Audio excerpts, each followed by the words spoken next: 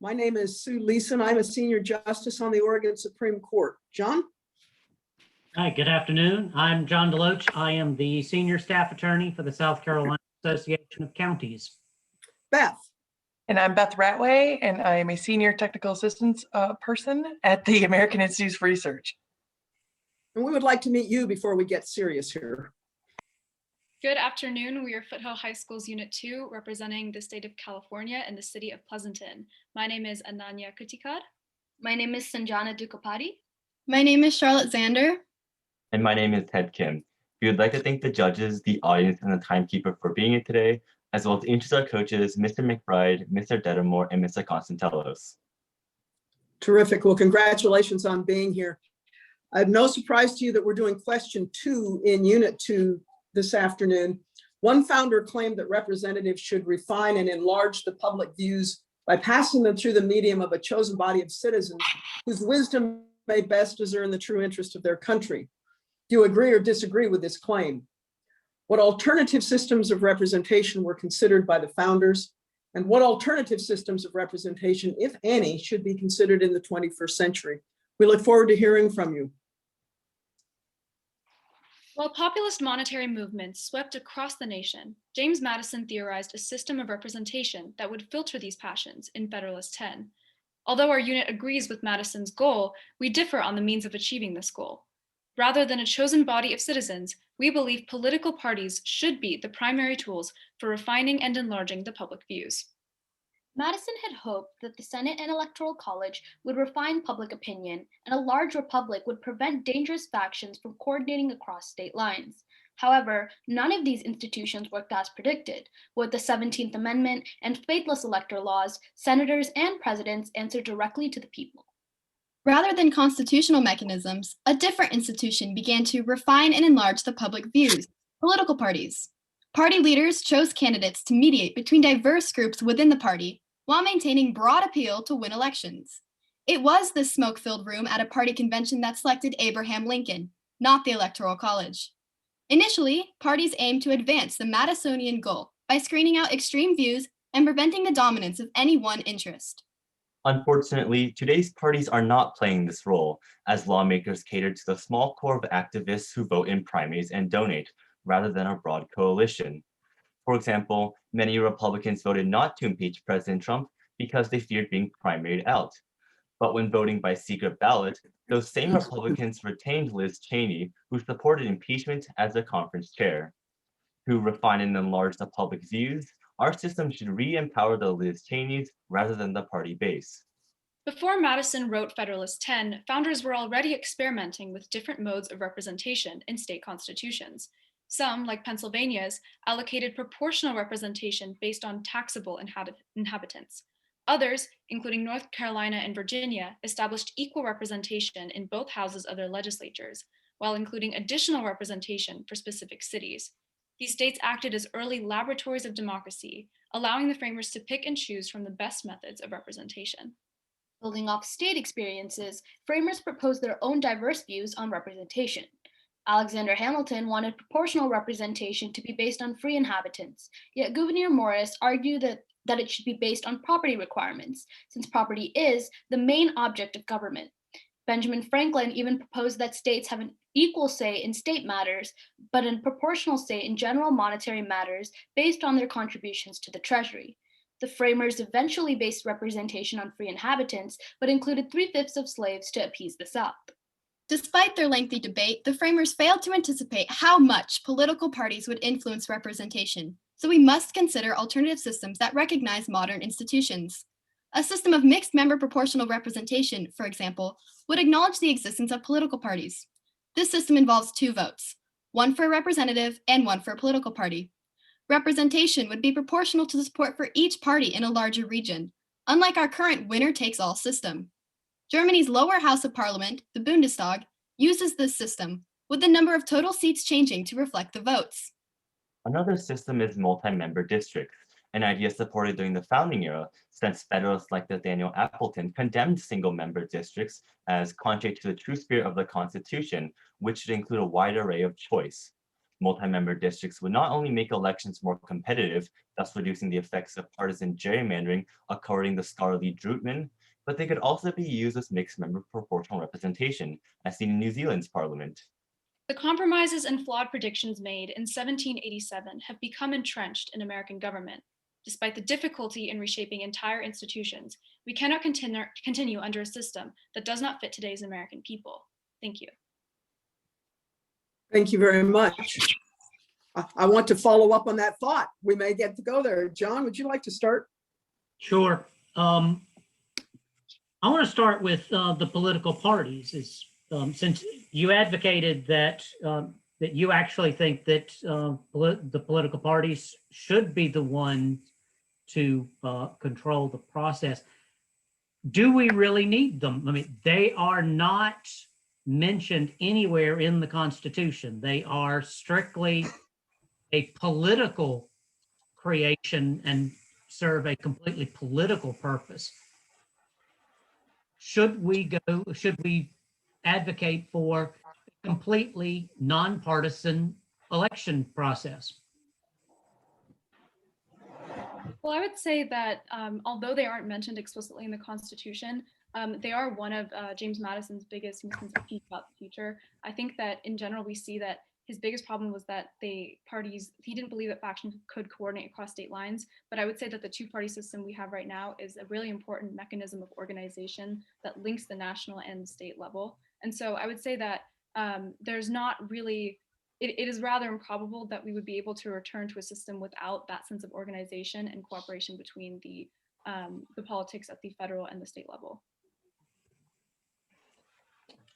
I, on the other hand, think that there's something to be said about political parties and their effect in current society, because there's definitely political parties are definitely advantageous in current times because they really help people choose officials and government officials that are beneficial to them, because it kind of lays out the viewpoints better, and you have a distinct like two sides that you can vote for, and that's why the two-party system is really important. Don't people feel a lack of access because of the two-party system? And a lack of representation? Do you feel like everybody finds themselves represented in the two-party system? I think that one of the problems of creating a multi-party system, which sort of goes against our idea of refining and enlarging the public's views, is by encouraging more radical factions to appear within and have a more prominent say within the political spectrum. For example, in the 1948 election, when Southern Democrats split off from the mainstream Northern Democrats and created the Dixiecrat Party to nominate Strom Thurmond on his blatantly racist platform to run against, compete with President Truman, to sort of symbolize how dangerous breaking off and creating different parties can lead to embracing more radical ideas such as racism. And I would add that it's in human nature to have political parties. As James Madison talks about in Federalist 10, the people are going to form factions. People that are like-minded are going to form different parties. And so we can see that, that there's not really a realistic way to say that we aren't going to have a two-party system. We aren't going to have political parties. And so because of this, I think it's important to note that we should start embracing them into our system of government instead of ignoring them, because it's causing more harm than good to just pretend that they don't exist. Well, number of questions that gives rise to. Do you all agree that our parties are just giant factions and that the two of them competing is a good thing? I would say they are two larger factions that do contain smaller factions within them. I think that we can see that specifically in the sense of how the framers did see that there would be geographic differences. So I would say that, for example, the Republican Party within a state like California might look much different from the Republican Party in a state like Georgia. And so I think that yeah, go ahead. At the same time, though, I do think that the advantage in having those big tent parties is kind of creating a clear-cut way to facilitate debate. I would say that that's one of the advantages that allows for people to see the issues in a kind of two-sided sense, rather than muddling all kinds of other things. Okay, so what I want to do now is take you back to Madison, because Madison defines a faction as a group, whether it's a minority or a majority, adverse to the rights of other citizens or to the permanent and aggregate interests of the community. Factions for Madison are by definition bad, whether they're big or small. The question is, how do we control them? And so when you advocate for political parties doing the huge job that you've assigned them to, you've got to distinguish yourself from Madison, and you've got to make the argument that parties are not factions. And so I want to push you a little there. Let me push you one other place. Many states and localities have nonpartisan ballots for judges and all local officials. Should that be changed and everybody be required to run under a political label?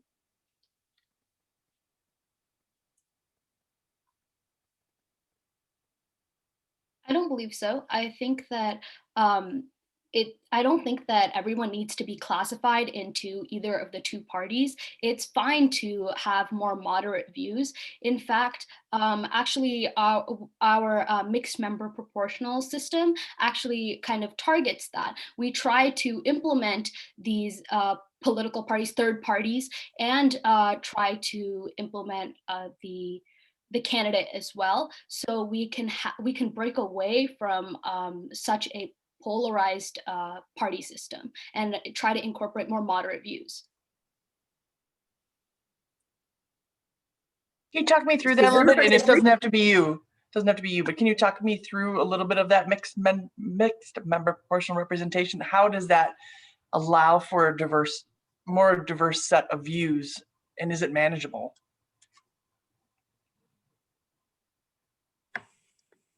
Well, I think the main aspect of it is that there is not a winner takes all system. So usually these mixed member proportionality is implemented with the idea of multi-member districts. And what we would see is that in terms of how it could incorporate more third-party views, if you receive enough of the share of the vote for party, then that means that you are entitled to the kind of additional seats, or at least if we kind of combine districts within our current system, you'd be entitled to a share of that. And so I think that what we would see is that in regards to gerrymandering specifically, we would see that it would not necessarily matter if you were kind of in the minority of your district, but in like part of that bigger majority overall, because then it would mean that your views would be more represented and you'd be more capable of voting in kind of third-party candidates and third-party views. But in order to account for the because of the way the votes work, we also need to account for overhang seats, because that the people on the ballot, because of the way the votes are calculated for the parties and the candidates, we also have typically larger legislatures. For example, going back to the Bundestag is capped at around a little over 500 members. But then with the way that with the more representation of party votes, we have seen that Bundestag today is about 706 members to be specific. John? I think that's time. Is that time? Yes. All right, well, thank you so much. A very, very engaging conversation. We'll start with feedback. Beth, would you like to begin? Sure. Thank you for a very powerful conversation. Your passion is amazing, and it's grounded in your confidence in what you bring to the table, and that is much appreciated in terms of this conversation. It was an interesting flow in your in a good way. Interesting flow in your opening presentation. I could kind of feel where you were hitting each of the components that were in it. You gave us some historical background. You brought it up to current date in a more natural sense and not a forced sense. And you talked through each of the issues that needed to be addressed. I would like to hear a little bit more about the second bullet, but we were just talking about that in terms of the follow-up questions. The follow-up discussion was good, and what we're trying to do is get a better sense of why you think what you think, and it doesn't have to be obviously as a whole group, but why did you pick these different components, how is it grounded in what you believe a representative system needs to be, and where are you learning that from, and really trying to better understand it. And that's where these questions come from. We're here to push you. So it's not just like you're reading something about this or learning about it and then this is the way you're going to go. It's helping you make sense of it for yourselves and really understand it, because you're the ones who are going to change this for all of us and really make it powerful. So we really need to poke into some of those things, and that's what this conversation was about. So I appreciate you working with us through these really difficult concepts. Yeah. John. Yeah, thank you. It was instructive and entertaining. I have to commend you for being one of the few teams in the last 2 days that's actually advocated pretty well for political parties. Most the teams are just willing to say we need to get rid of them altogether, that they're the personification of evil. I mean, it's kind of refreshing to hear that. And you were able to provide some evidence of why they are good in some ways. So I have to say good job on that. I would have liked to heard a little bit better explanation of what the kind of the mixed representative system is, because you're the second team that's advocated for it, and I still don't have a real good idea of just how it would work. So think about California itself, how it would work in electing representatives for California, and explain that, because as judges, we need the evidence to understand how it works.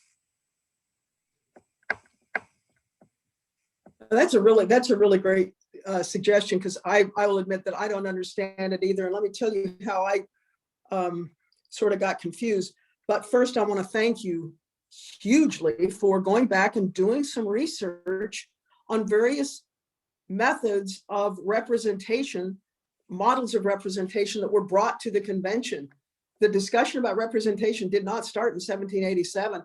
It started as soon as the states declared independence. And I love that you helped us to understand what was going on in Pennsylvania, North Carolina, Virginia. That's just terrific. And then how that conversation changed in the Constitutional Convention with the New Jersey and Virginia plans, and where we are. My understanding from your opening statement was that you really support political parties as the filters to do the refining and enlarging that Madison didn't, by the way, say in this quotation that's taken totally out of context, but whatever. But that the refining and enlarging should go on through the political parties. And yet when we pushed you on, well, then should all officials be elected through political parties, the response was, no, it's okay to have more moderate views. And that's where I just got confused. Are parties really ideological, two big ideological monoliths at war with each other?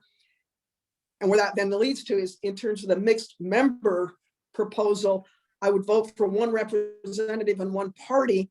Am I forced to vote for a party, even though I may think that party has gone south on me, but I can't embrace the principles of the other party? That's where we just need some more explanation. But really, that was a really fun conversation, and you've given us a ton to think about, which if we don't keep thinking, we're going to lose the country. So thanks for being leaders. Take good care. Thank you so much, California. Thank you, Thank judges, you for judging. We appreciate it. And I'm